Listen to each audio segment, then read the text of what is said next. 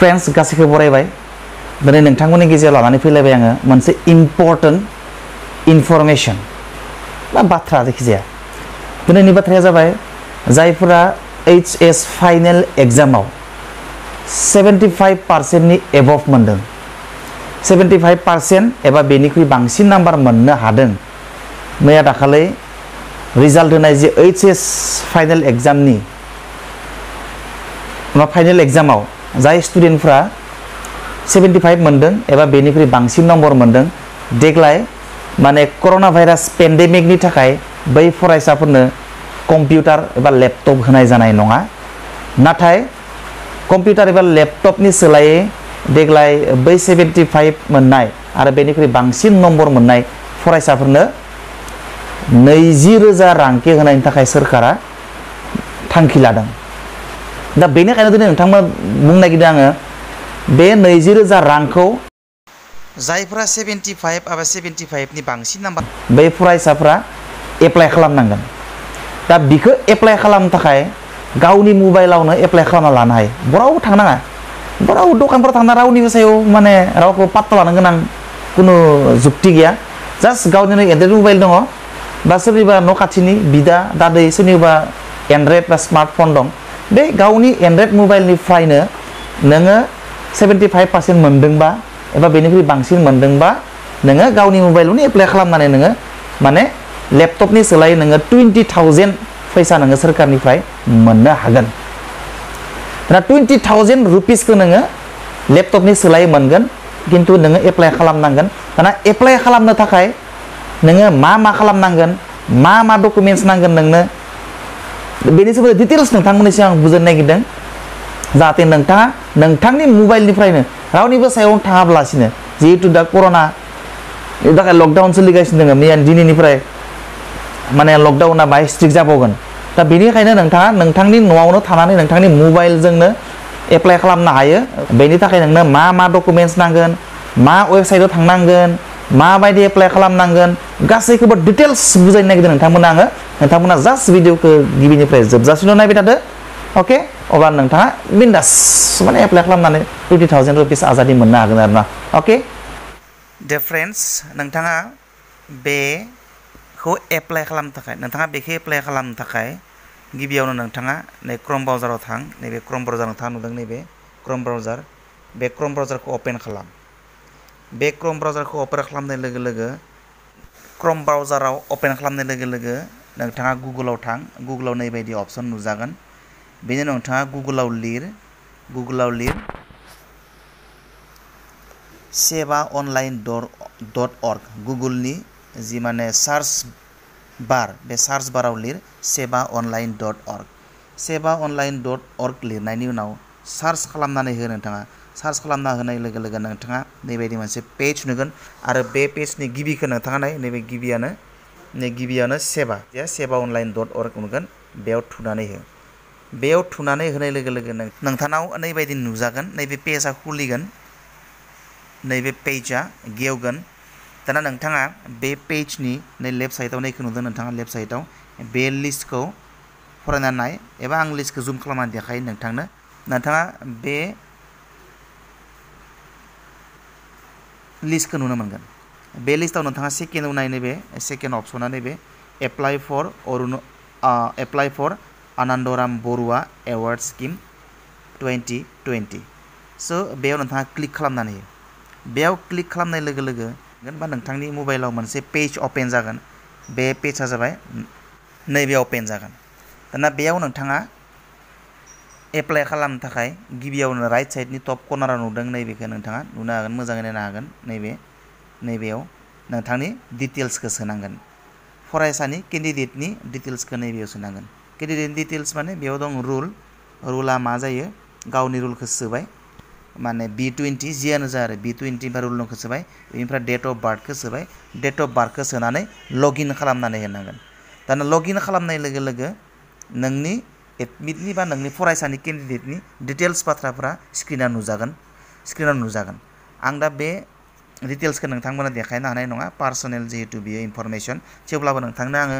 जि हायो बेखायनो नाजानि नाथाय नोंथांनो बेनि सिगाङावनो आं मोनसे इम्पर्टेन्ट बाथ्रा फोरमायखाना दोननो नागिरदों जाय फरायसाया HS फाइनाल एग्जामाव 75 एबा बेनिख्रुइ बांसिन नम्बर मोनदों बै फरायसायासो बे फर्मखौ एप्लाइ खालामनो हागोन आरो 20,000 रांखौ क्लेम खालामनो हागोन बिनि बादैबो नोंथाङा बेखौबो मिथिथारनांगोन जे जाय फरायसानि थाखाय एप्लाइ खालामगोन बे फर्मखौ बे फरायसानियाव एबा केन्डिडेटनियाव गावनि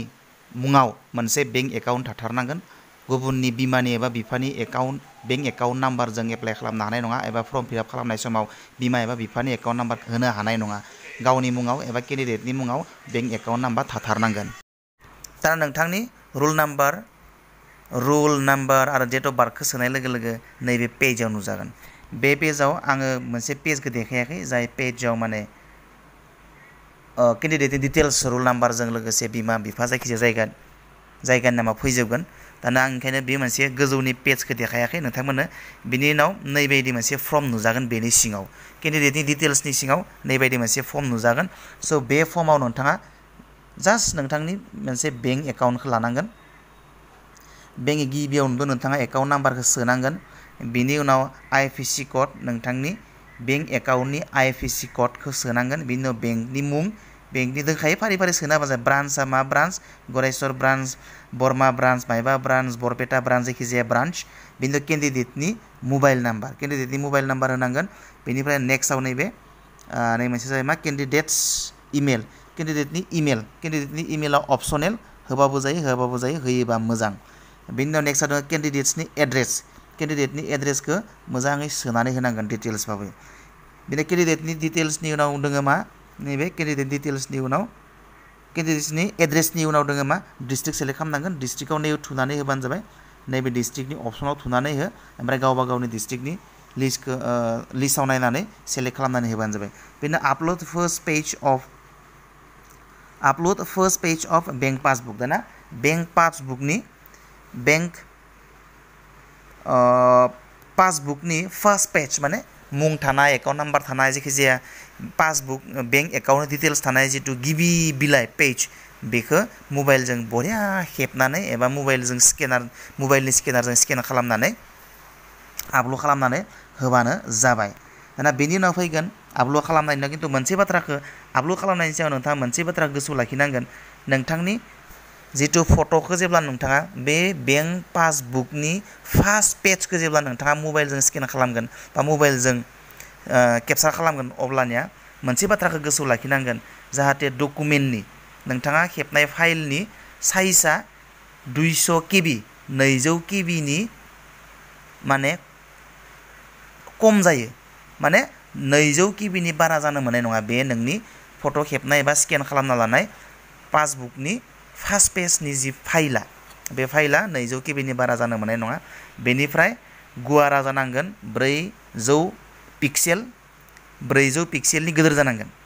wide or horizontal of document must be greater than 400 pixel माने नोंनि डकुमेन्टनि जेब्ला नोङो पासबुकनि फार्स्ट पेजखौ नोंनि मबाइलनि स्केनारजों स्केन खालामगोन एबा फट' खेबगोन बेयाव नोंथाङा मोनसेल' बाथ्रा गोसोआव लाखिनांगोन जाहाथे फाइलनि साइजआ 200नि देरसिन जाया एबा 200नि फिसा जाबाबो जागोन बेनिफ्राय डकुमेन्ट एबा फाइलनि गुवारा 400 पिक्सेलनि माने गिदिर जानांगोन बेनिफ्राय गोजौआ 600 पिक्सेलनि गिदिर जानांगोन फिसा जानो मोननाय नङा बेनिख्रुइ गिदिर जानांगोन माने गुवारा 400 पिक्सेलनि गिदिर जाबाबो जायो खिन्थु फिसा जानो मोना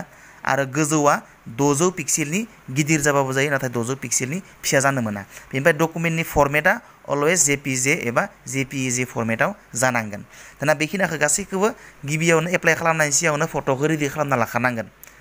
पासबुकखौ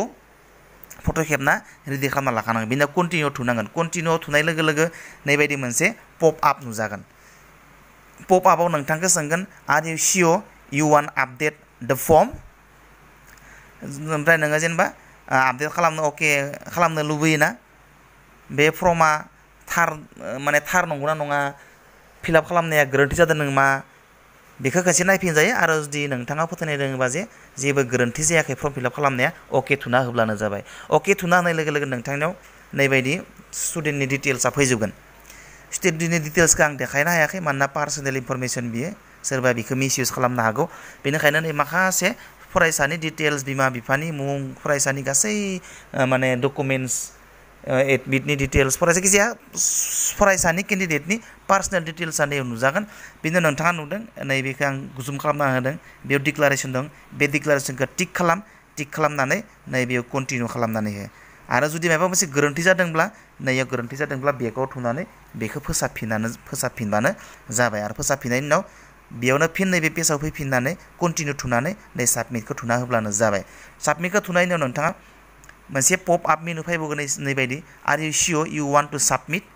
खालामनो लुबैयोना नै साबमिटखौ थुनाय लोगो लोगो नैबायदि पप आप मेनु फैगोन दाना पप आप मेनुआव सोंगोन नों साबमिट खालामनो लुगैथारोना अके थुना होब्लानो जाबाय अके थुनाय लोगो लोगो नोंथांनाव नैबेबायदि ARN नाम्बार नोंथांनियाव स्क्रिनाव नुजागोन दाना ARN नाम्बार फैगोन ओमफ्राय सिङाव नुगोन नोंथाङा बे इनफरमेसनखौ डाउनलडबो खालामना लानो हागोन नैबे पेजखौ अके थुनायनि उनाव थ' नोंथाङा बेखौ डाउनलड खालामना लाबानो जाबाय फिउचार रेफारेन्सनि थाखाय थ' बेखिनियानो नोंथाङा दाना बिन्दास आङो नैबे साइटनि एड्रेसखौ वेबसाइटनि एड्रेसखौ डिसक्रिपसन बक्सआवबो होना दोनगोन नोंथाङा बेनिफ्रायबो लांनो हागोन ओमफ्राय आं जिबायदि देखायदों भिडिअआव बेबायदि स्टेप बाय स्टेप थांबाय थाबानो नोंथाङा एप्लाइ खालामनो हागोन बास बेनो आरो जानो हागौ नोंथांमोना भिडिअखौ मोजाङै नायबाय गिबिनिफ्राय जोबजासिम आरो जानो हागौ बरिया बुजि मोनबाय बुजि मोनाखैबा कमेन्ट बक्सआव लिरहरजागोन सोंहरजागोन खोन्थाहरफिनगोन आङो बरिया बुजिना हरफिनगोन थ' हागोन इजि गोरलै नोंथांमोना जास्ट आं बुंनाय वेबसाइटआवल' आंनि डिसक्रिपसनाव होना दोननाय वेबसाइटआव थां बेनिफ्रायनो बे आं देखायनाय बायदिनो फारि फैबाय थागोन स्टेप बाय स्टेप थांबाय थाब्लानो जाबाय अके एनिवे भिडिअखौ मोजां मोनदोंबा हेफाजाब गोनां हेल्पफुल सानदोंब्ला भिडिअखौ नोंनि लोगो बा नोंनि न'खरनि आलासिनि बा जायखिजाया फरायसा जाय फरायसाया 75% मोनदों HS फाइनाल एग्जामाव 2020नि आरो जायफ्रा 75% एबा बेनिख्रुइ बांसिन मार्क्स मोनदों बेबायदि जायखिजाया फरायसानो नों सिनायनाय फरायसानो बे भिडिअखौ शेयार खालाम जाहाथे साफ्रोमबो फरायसायानो रावबो बायजोआव ओंखाराब्लासिनो कर'ना भाइरासनिफ्राय गोजानाव थानो थाखाय न'आवनो थानानै गावनि एन्ड्रइड मबाइलजोंनो एप्लाइ खालामनानै माने 20,000खौ गावनि एकाउन्टआवनो ग्लब मोननो हानाय हिसाबै अके सि इउ नेक्स्ट बाय बाय